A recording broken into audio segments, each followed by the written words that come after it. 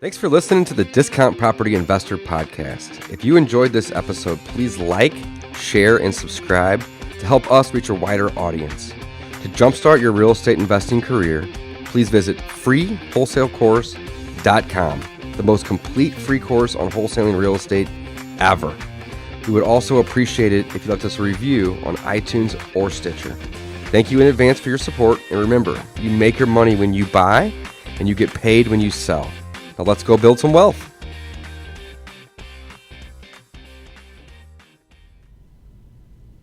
All right, guys, welcome back to the Discount Property Investor Podcast. Your host, Mike Slane, joined with co-host David Dodge. How you guys doing today? I'm doing great, David. How about yourself? I'm great, man. I'm doing awesome. Good. I'm excited. Today's episode's about tenants and toilets. Tenants and toilets. My two favorite things. Boring, and what does that have to do with wholesaling? You're going to ask yourself. Well, here's the thing. We are has a lot to do with wholesaling, actually. It does. We are in our deep dive here on the BRRRR method or the BRRRR strategy. We are in the, second R? Buy, rehab, rent. We are in the rent section. Second R of the BRRRR strategy. You're missing point. an R up here too, buddy. Yeah, I know. It's fine. Okay. That's the repeat. It's no big deal. That's the repeat, right. Yeah. So we are in the second R, which is the rent stage, and we're talking about renting out our properties.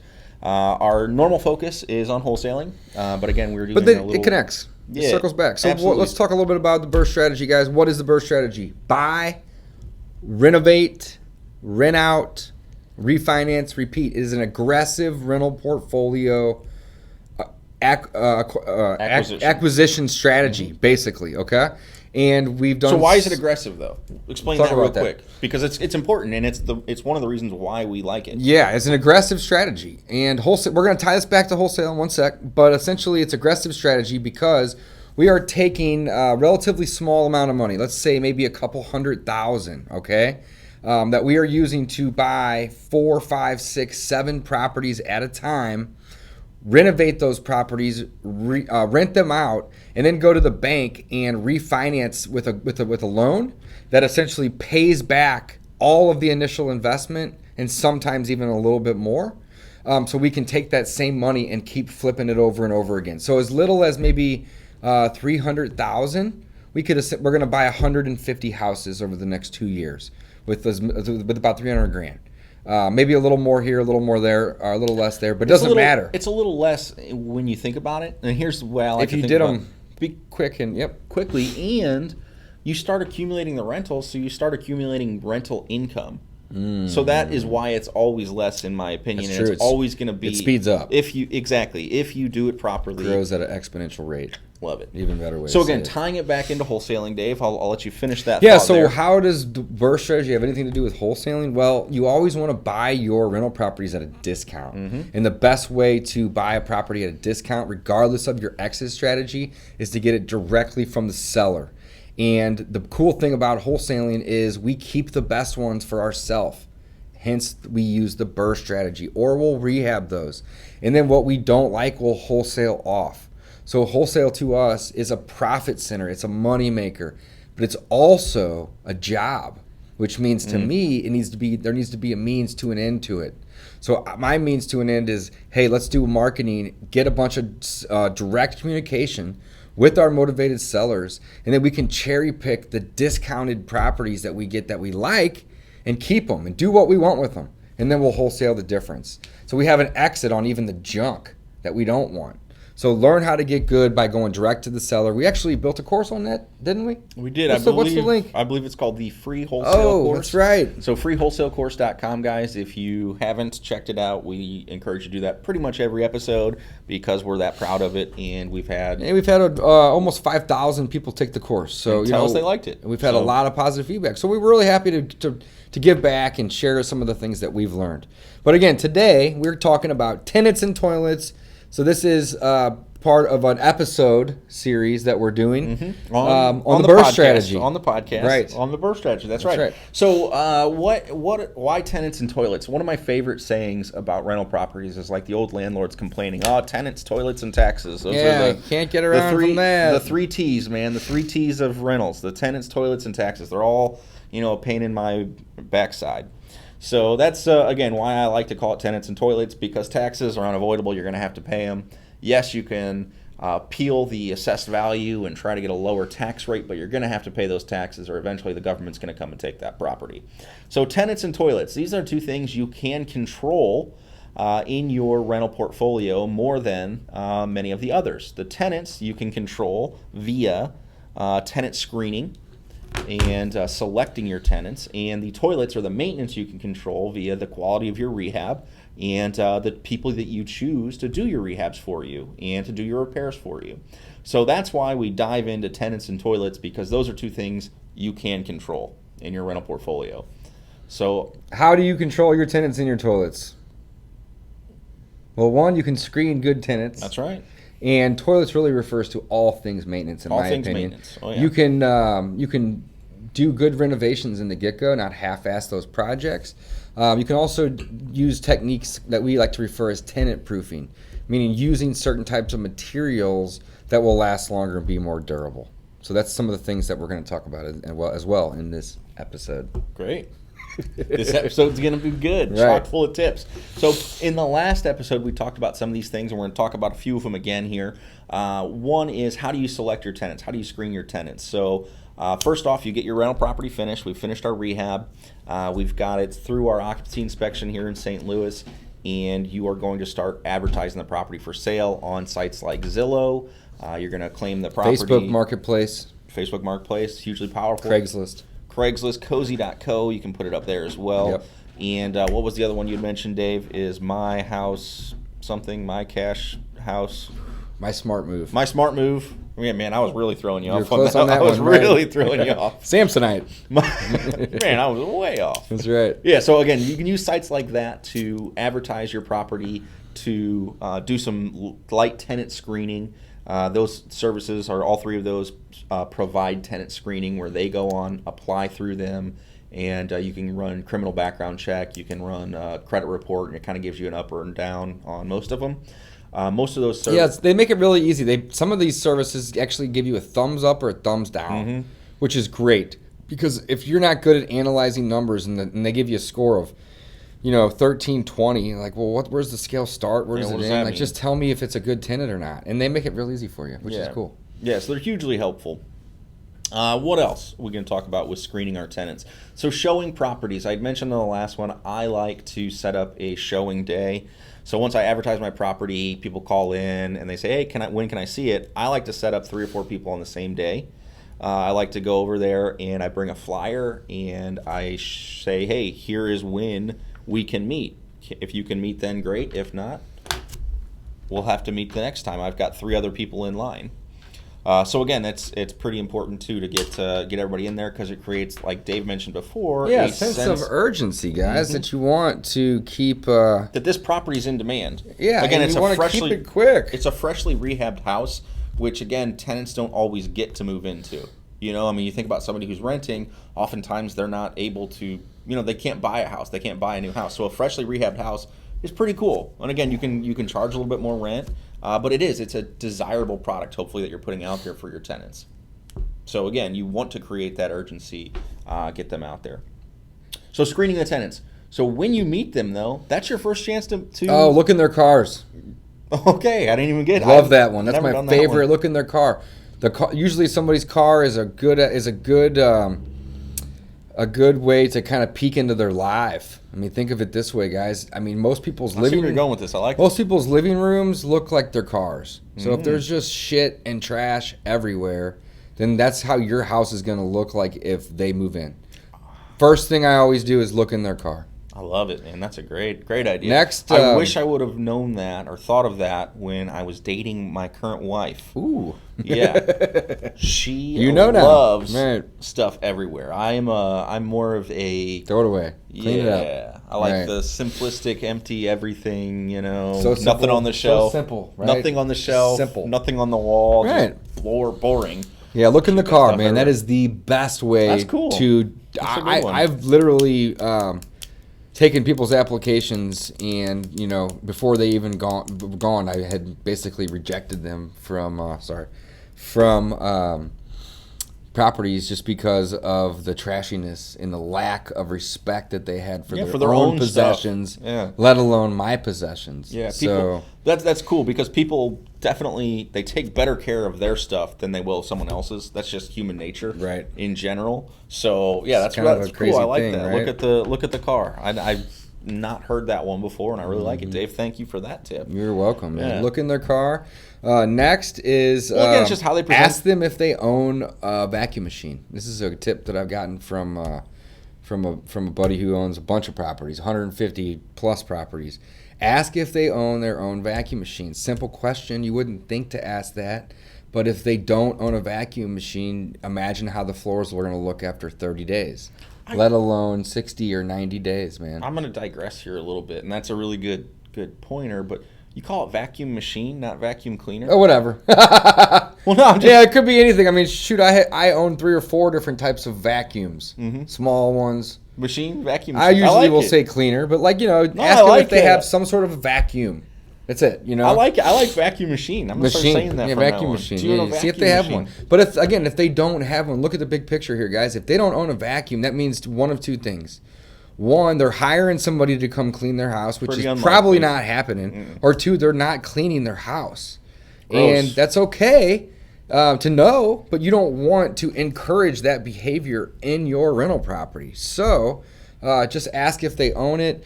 Another thing that we don't do, but I would love to start doing down the road, and again, this friend that has a ton of properties does, is they sign all their leases in the current residence or the current place that the tenant is staying.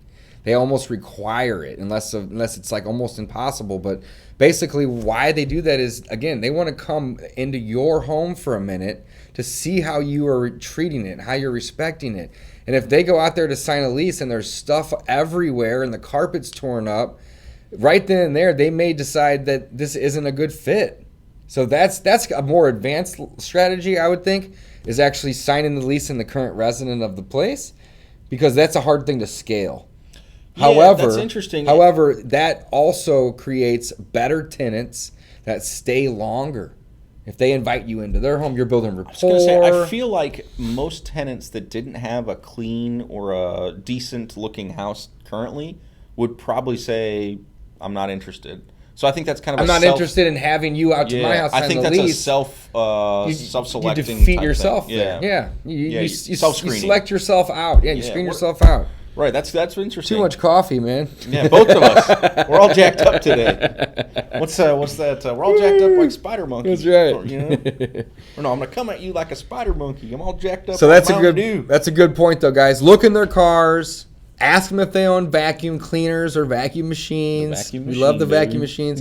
Advanced strategy there would be tell them that you're happy to sign a lease with them. However, you like to see current living conditions. So if they're okay with you coming to their property anytime in the next few days for 10 minutes to sign the lease at their kitchen table, that they can have the property. And again, they're gonna opt out of that, and that's helping if they're you. mistreating their property. Yeah, if they're mistreating their property. Likely to and if they're opt not, out. that's even better. If they say, "Great, I would love for you to come meet my dog." Oh, okay, cool. I'm cool with dogs, but there's gonna be a deposit, and you work through those things, But that's a really couple good tips there. Yeah, those are awesome. So that's some of the things that we do in screening the tenants before the application or during the application. But there's also screening the tenant on the application. So what are some of the things that we're looking for in an application that may not mean that they're a good tenant? Well, if they have a lot of previous addresses and they didn't stay in those addresses for a full year or several years, if they're bouncing around, well, for one, I don't really want a tenant that I know is going to move out in 12 months. 50% of them are. Yeah, but if I can get a tenant to stay for 2 or 3, and I've had tenants stay 5 years in some certain properties, then you don't have to deal with the turnover and typically less maintenance too, because they're not moving in and out and tearing things up. So things that you want to look for in an application would be low number of previous addresses and long terms on those. You also want to look for evictions. Have they had any evictions? You want to see what their credit looks like. Do they have good credit? Is it mediocre? Is it bad? Those are definitely decisions that you want to make or look at when making your decision on if they're going to be a tenant. And last but not least, maybe check the criminal. I personally don't care if they have DWIs or or weed charges or whatever it might be. But, if they have a prior rape on there or something along those lines, the neighbors aren't going to be, very happy with that. And I might own houses in that neighborhood even. So at that point, you're like, maybe not a good fit. So you just want to look at the criminal history. You want to look at the credit. And again, look at all those things. One thing I highly recommend, which I've done in the past, I can say this with full truth and honesty. I've done this every time I've dealt with a tenant, is I've called the references and or previous landlords. And, it's probably not that hard for a tenant to give you a bullshit reference, but I would try to ask questions that people wouldn't typically ask, just to kind of make sure that those were things that made sense. So, for example, if it was a high school friend or a college friend, I would say, how long have you owned that person? And, have you ever let this person sleep over at your house or stay the week or the weekend? How'd that experience go? And usually I'll make it funny and start laughing with them, But then they'll kind of start to tell you, like, yeah, he's super clean and a neat freak. And it's like, great, that's what I'm looking to hear. Versus, oh, yeah, he stole my sweater. Yeah. Well, it's like, okay, I'm probably not going to. He passed out on my couch. Yeah, I'm probably not going to, like, put this application at the top of my stack. I'm not saying that doesn't work for me. But if I have better opportunities, I'm not going to, look elsewhere. Perfect, man. Don't forget to screen the application, screen the person. Lots of ways to do that. And there's actually tons of tips out there. And one of my things is people always freeze up when they say you're going to run a credit check and criminal background. And I always say, listen, and I tell them just kind of what Dave said is, I don't really care about. I have DWIs and weed charges on my record. Well, I don't say that, but I say I'm not looking for an angel. Anyone can look it up. I'm not hiding it. I don't want violent crimes, and I'm not looking for perfect credit. I just want somebody that can pay the rent. I went to college, guys. I'm guilty. Right. I did go to college. Okay. So with that being said, some of these things that you find on there, like maybe they had a bankruptcy 12 years ago. It's probably not even going to show up, for one. But two, it's like, things happen to people in their lives, and, new chapters open and old chapters closed. Well, tenants. So I'm not necessarily looking for things to pick them out, but I am looking for what I like to call red flags. I think that's a better way to word it. Things happen to people, and that's okay. Our goal is to provide sound, quality housing at a good price for a profit. All right, we're not doing this for free, but at the same time, we do care about our tenant, because if we care about our tenant, they then care about our property, and they care about wanting to remain a tenant. So there's a lot of things that go into this that that you got to consider. Absolutely. Yeah. No. Very well said. Yeah. I mean, definitely keep your tenants happy, keep the properties up. It's a win-win relationship, hopefully, going forward. Cool. So let's jump forward, guys. This is the Tenants and Toilets talk. All right. We're talking about advertising your properties. We talked a little bit about that, showing those properties. You want to screen the person, you want to screen the application, so that comes into screening those the tenants and the properties and whatnot. Next is managing those tenants. So let's say that you get all the way to the point where you give somebody an application and they fill it out and they pay the $30 to $50 fee to run all the credit and everything else, and you decide it's a great deal. You may or may not go to their house to sign the lease, but the lease is signed, you've collected your security deposit and your first month's rent. Then, at that point, you give them access to the property, and you have to set some expectations. Mike, tell us a little bit about what you do next after you sign a lease and give them the keys. Absolutely. So I used to have it was called a tenant's rule or tenant guidelines. Checklist or a walkthrough list, yep. So I had, it was a whole thing, and it basically was just rules of conduct. Like, you have to have quiet hours after certain hours, because I don't want the cops called. Yeah, make it simple. So I usually provide them a sheet with the utilities, names and numbers, and then, like you said, best practices or guidelines, We are not okay with you having a party at 4 o'clock in the morning. However, if you want to have a barbecue at 4 o'clock in the afternoon, that's all good. We're not telling you that you can't live your life, but you need to follow some certain guidelines. And a lot of that, I like. Love that, Mike. You want to have at the time of the lease signing, you want to kind of go over this paperwork with them and the expectations. So you also want to provide them with your contact info. How do they get a hold of you, or who do they contact when there's a problem with the property at 2 in the morning? If it's an emergency, call. If it's non-emergent, wait till the next day. Yeah, that's a good point, too, because if the pipes are broken and they're going full throttle and it's 3 a.m., we want you to call. Yeah, we want you to take care of it. Yeah, figure it out. Right then and there. Call me, call an emergency plumber if you have to. Right, absolutely. Right. So yeah, managing the tenants, you just want to set some expectations. In our companion course that we're going to be launching soon. That's a companion to these episodes of the BRRRR strategy. We're going to be providing some example material on what you can provide. And again, keep it simple though. Here's the utility companies. Here's a copy of your lease. Here's my contact information. And then here's just some general best practices / guidelines. That's what I would recommend. What I also would say is you're establishing a relationship with these people. So you've already, you met them at the property, but now you've got more of a working relationship. And at this point, they're moving into the property. And in a couple of days, maybe a week or two, I would call out. I'd be more proactive and say, how's it going? Is there anything with the property that needs to be addressed? And this is another thing I say is I would tell them at move-in, please make a list of any issues you have with the property. Yeah, don't forget to take pictures before you let them move in. So like if you're going to sign the lease there with them, take pictures that day. I didn't mean to interrupt you. This is really important though. Or just while you're showing the property, take a bunch of pictures, guys. You can take 100. I took 150 pictures of a property that I'm wanting to buy just this morning. And like I may not even buy it. Like just take a lot of pictures, all the angles, every little thing, and just throw it in a Google Doc or a Google Drive or a Dropbox, or you can use free softwares and free apps. Just do it. And the reason is because, and take a lot. The more the better. The reason is when the tenant moves out and you put together a list of all those repairs, you can look at your photos to say, hey, was this already kind of broken or screwed up prior, or was this a fault of the tenant? And the reason is A, if you have to ever go to court for any reasons, you have evidence and proof.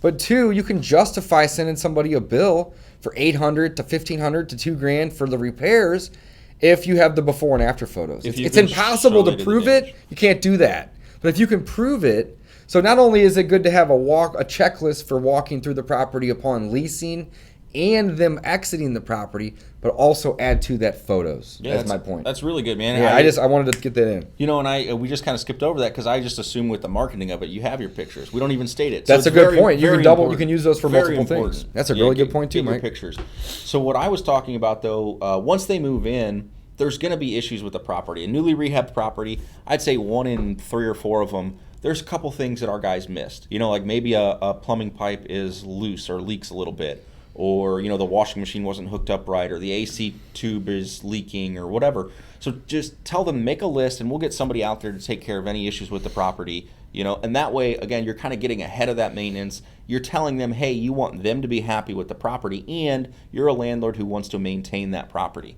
So again, these are all things you want to set the expectation that it's going to happen. The other thing on managing tenants, and this is something I personally have not done. After a few years, I turned over my properties to a manager, but it's set up annual inspections. An annual inspection. Even if they move out or not, you're saying? Keep them, even if they're no there. matter what. Yeah. Yep. And that's really, really good thing. Some people do it more frequently. I think that once a year getting inside the property is plenty. Just to evaluate the property and say we're checking for maintenance issues that need to be addressed, and et cetera, et cetera. You don't want to leave a tenant in a property for 5, 10, 15 years if they are a hoarder or are doing things that are destroying your property. I mean, you don't know what's going on in there if you're not in there. So have your property manager or do it yourself. Once a year, you want to get out there and meet your tenants and see in the property. And again, as a landlord, you have that right. You want to put that in the lease that you have the ability to do that. Again, and sometimes you need to give them, 24 hours written notice, I think is what it is, or posted notice. So again, you want to make sure that you are managing your tenants and managing your properties, keeping them up. We also like to do a drive-by of the exterior, make sure the outside of the property. We do that probably once a month at this point. Now, once we grow, it's going to be tough, but there's 3 of us, plus our guys doing maintenance. Whenever they go out to do maintenance, have them take a couple pictures and teach your maintenance guys how to use like Google Photo. It's so simple. It's free. It's in the cloud. And they can send you a link, and then we'll throw that in our CRM and we'll date it. And that way, after you have the property for 10 years, you may have 10, 15, 20 different times where you went there and took photos. So we're always taking photos of these properties. Didn't mean to interrupt. No, that's good for a lot of reasons. It's good for a lot of reasons too. You ever get audited, you can say, hey, listen, I was at the property on this day. And, here's my photo to prove it. Right. Yeah, there's a lot of good reasons to do that. So let's talk about what's up. We talked about managing tenants. So now we'll talk a little bit about collecting rent. So the old-fashioned way of collecting rent, obviously, was your landlord came a knocking and was asking for cash. Another way is checks, is people writing checks for their rent. Well, that's a little bit old school, and not everyone is doing that anymore. The easier way is what I would say is using an online service like Cozy.co or Zillow Rental Manager, or Dave, you're going to have to say it again for me. My Smart Move. My Smart Move. You can set up the tenants in a little portal, and they can pay their rent every month online. And it pulls directly from their account, deposits directly in yours, saves everybody a little bit of headache. You can all see it. There's a log of it. There's no checks lost in the mail.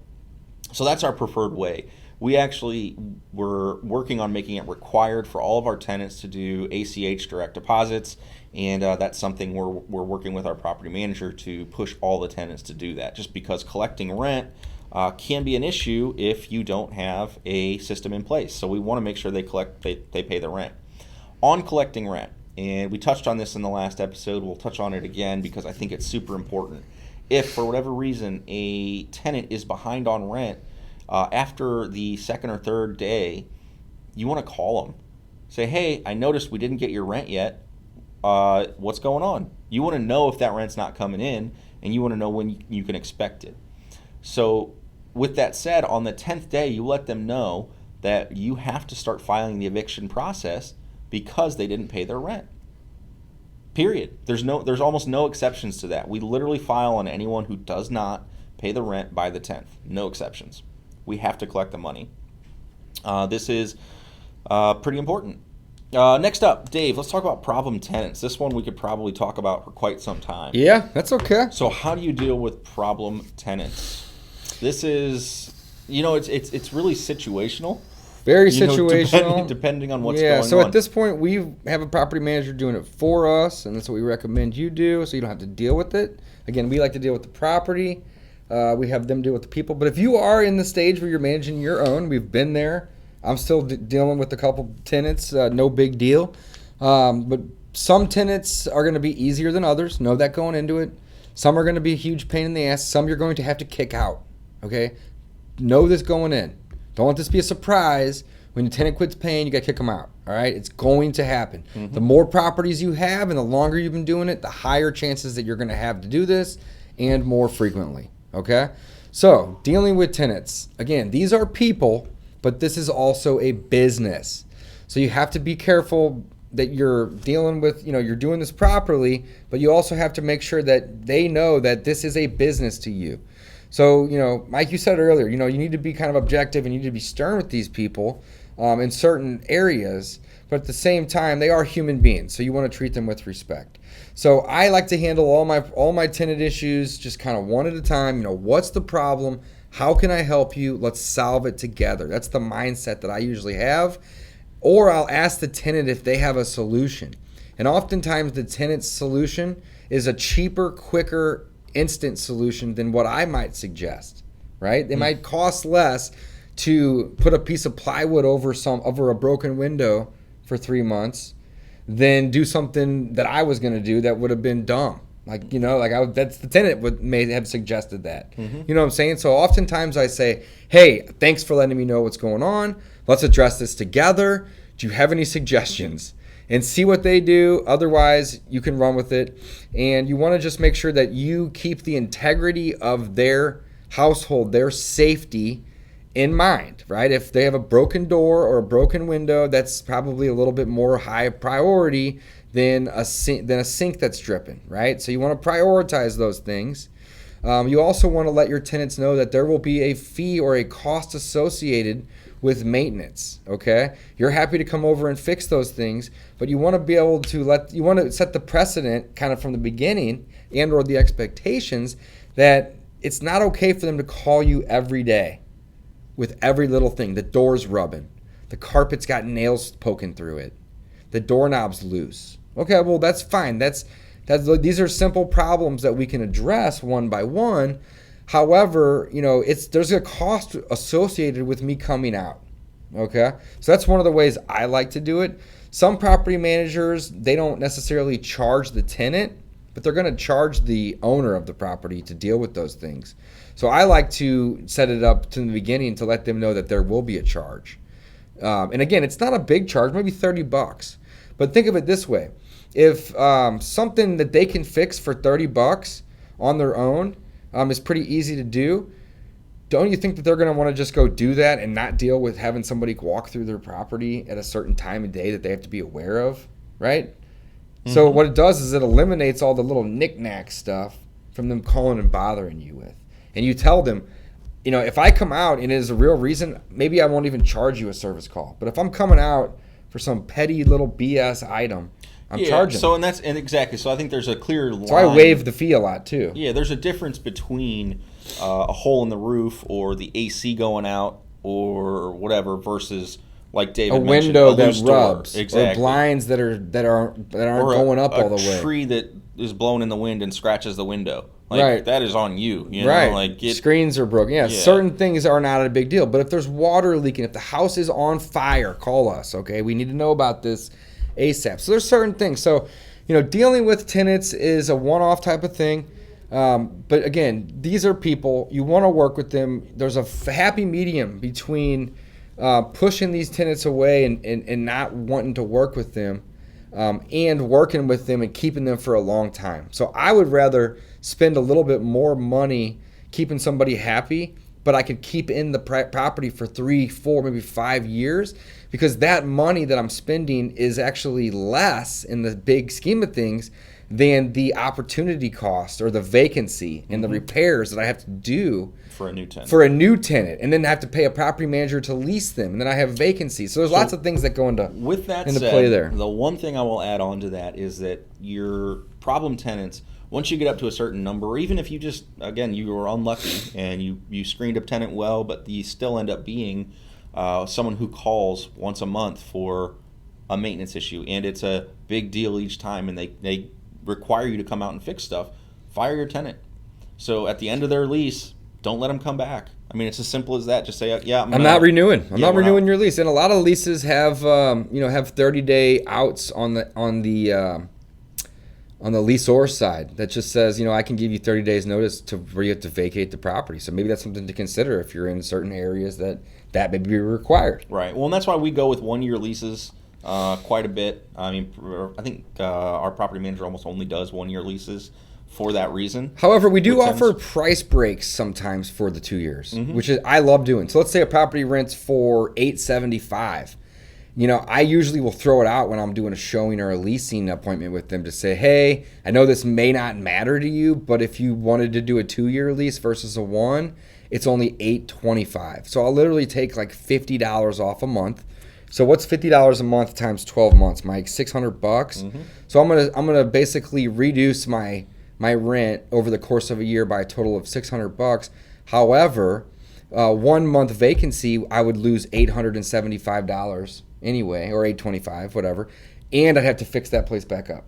So we often will do $50, maybe even as much as $100 discount if it's a $1,200 to $1,500 rental property a month, to say we're gonna throw this out there. And I'll be honest, 25% of the time people say, hey, I don't really feel like moving in a year anyway. So you're telling me if I sign a 2-year with you, I can pay you less money? And it's almost like, that they won that thing. You're like, yeah, let's do it. You want to sign a 4-year? Give you $100 off. So that's another strategy as well. Again, it's all there's different ways to do it. No one of them is right or wrong. It's whatever kind of makes sense for you and your business. Love it, man. Love it. Yeah. So maintenance. Let's talk about. I think we've talked about that a little bit. What else do you think? Well, how do you handle maintenance? So typically you're going to get a phone call. You may get an email. It depends if you're using a property management software. It's either going to come into you or it's going to go to your property manager. Then what do you do? Well, in our case, we have people that we're already working with, contractors, general contractors, subcontractors, that we will send out to help us do those maintenance items. And then we will pay those people directly, and then we may or may not bill back the tenant.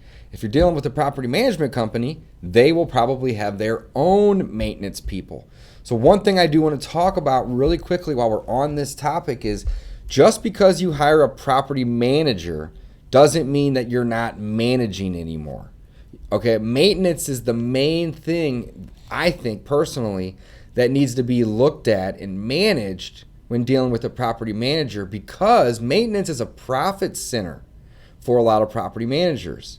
So the typical rate that we're familiar with, and it could be very different in lots of parts of the country, is 8 to 12%. Call it 10% is a good average on what a property manager is going to charge you a month. Well, this is something that most people you probably haven't heard before, but of a property manager's business income, typically only about 50% of it comes from the actual management fee.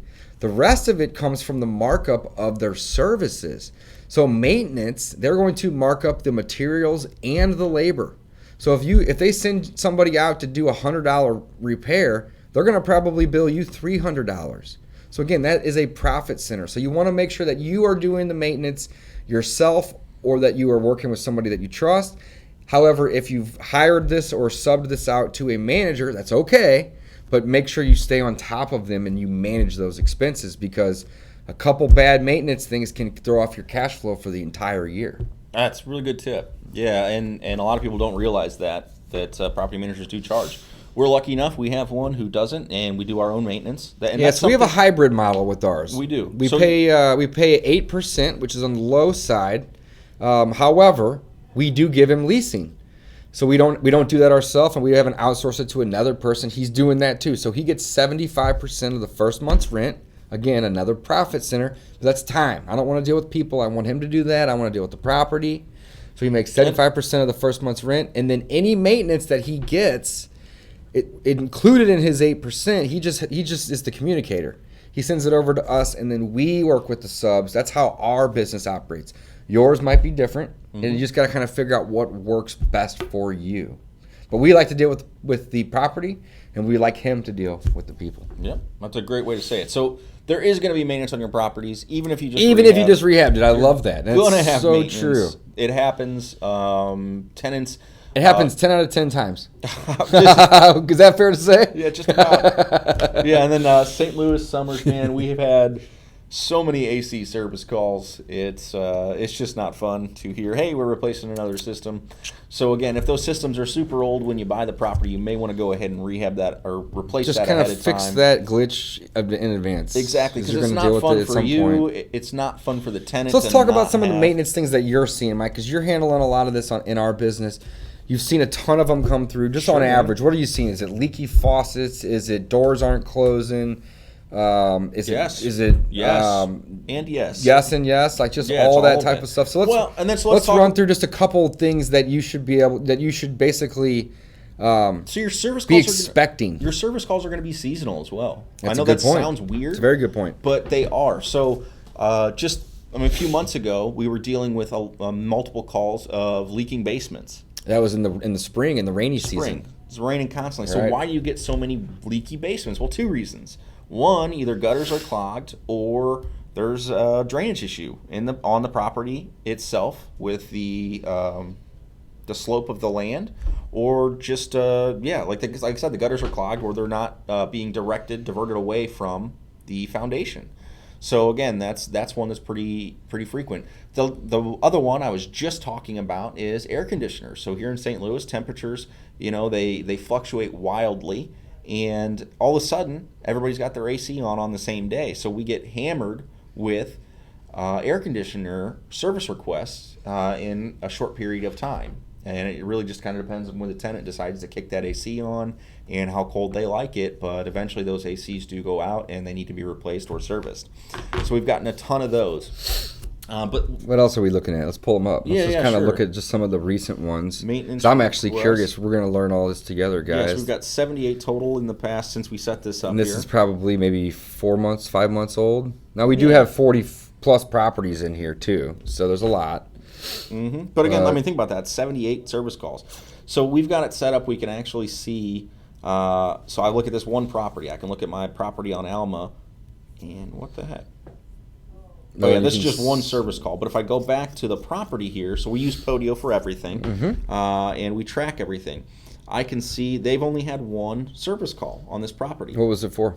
This one is, go back, is an HVAC. Okay. So like I said, that's just one of the things that happens. So here I can look at all the ones that are resolved here. We'll sort them by date, and then we can just pop through them. If we scroll down here, So this one was the stairs were loose. So they just had to again, just had to- re-secure some stairs. So it could be anything, guys. That's the point. This one's a leaky fridge. Go to the next Fridge one. was leaking. Next one we have is The fridge went out. Another fridge goes out. Next one we have is a garage door's not working. Garage door's off the tracks, and that tenant is actually, and I know this here. If I look at this property, Langholm. I can see that this person puts in service requests pretty frequently. Oh wow, 8 of them. I've got 8 service requests for this property in. But look, so many months. 3 or 4 of them basically are declined. Well, 3 because of them, yeah, they were the same service request. The same because request. It was, and that was a leaky basement. So that one was there's kind of so much you can do. Well, there's so much you can do, and you can only get the guy out there so fast. Sometimes so you have again, to buy if a put it tenant in them out. 2 weeks. Yeah, exactly. You've got to put a fan. Sorry, down, I can't do anything put for a you fan right down now. there, and it'll help keep the air moving and dry Right. it up. So yeah, there's just a lot of different things, and again, you've got to be compassionate with the tenants because they're living there and they want to live in a nice home. Sure, but then here's another one. This is an HVAC. What else we got? A plumber. This one, the city had turned off the water, or they weren't getting enough pressure, and it was the city was doing repair work. So again, there was nothing that we Nothing could that do. you can do. But again, we're just going to hear about But it. you're gonna hear about it, and that you have to kind of have some tough skin in this business, because sometimes tenants are gonna give you lip on the phone. They're gonna have an attitude with you, especially if you're dealing with 40, 80, 100 properties, and you can't drop what you're doing and get out there. There might be a 24 or 48 hour period that you say, yeah, it's on the top of our list. We're going to get there when we can, but we might have pressing, matters. So you have to just, try to be cautious to let people know, hey, I appreciate you calling. Trust me, this is a priority for me, just like it is for you. That's why you're calling. And as soon as we can get to it, we're going to get to it. Because again, people are going to sometimes come off and they're going to be rude. They're going to say, I'm paying $1,200 to $1,400 a month to live here, and my shower's dripping. Well, that's one small problem that we're going to work on. We're going to get that fixed for you, but you also have 1,400 square feet of other space that you're paying us for too. Mm-hmm. So, you kind of got to brush these things off sometimes. But that's okay. Yeah, well, and some of them, again, you do want to be sympathetic, like heat going out in the winter, AC going out in the summer. And there's been times when I've actually prorated people's rent. Like most people would never do that. But I actually care about people, and there's been times where... Yeah, you give them a discount. Yeah, or if it's freezing cold in the winter and the furnace goes out. And guess what? I can't get my HVAC out for 3 days. I've paid for for hotel rooms. Again, we're going to do what it takes to make them happy with us, but at the same time, while also limiting the amount of expense that we have to incur to find that happy medium to where we have a good tenant-landlord relationship. That's what I was looking for. I love it. That whole time. Yeah. Tenant-landlord relationship. So this one, Dave, here, we'll do one last one just to kind of reemphasize the point that I was talking about earlier. This one, the tenant is saying, is there any way we can get a 220-volt plug for my electric dryer?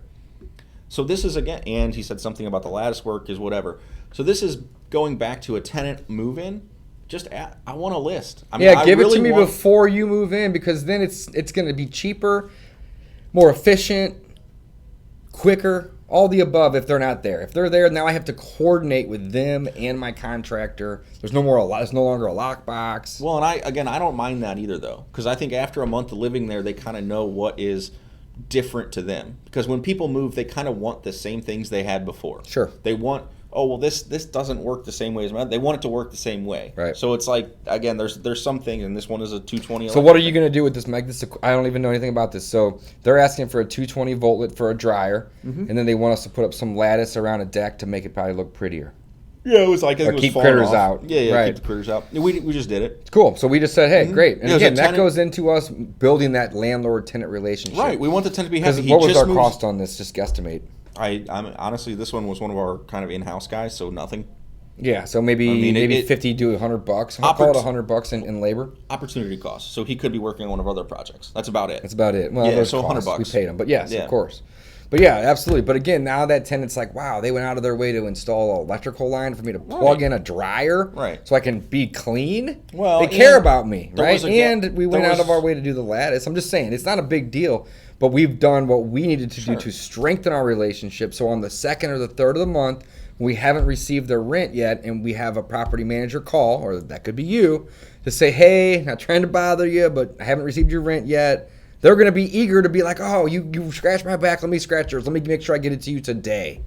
And that's really what you want to create a good relationship between the tenant and the landlord for. So you can get your rent on time and that you can keep that place occupied. All right. I think we've talked enough today about tenants and toilets. Tenants and Toilets. Tenants and Toilets, part One of of our my BRRRR favorite strategy. episodes. Guys, if you're just starting in real estate investing, thank you for joining us, and be sure to check us out on the free wholesalecourse.com.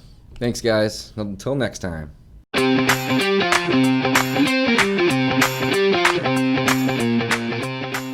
Welcome back to Season 2 of the Discount Property Investor Podcast.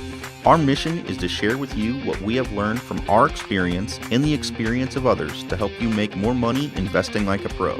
We want to teach you how to create wealth by investing in real estate the Discount Property Investor way.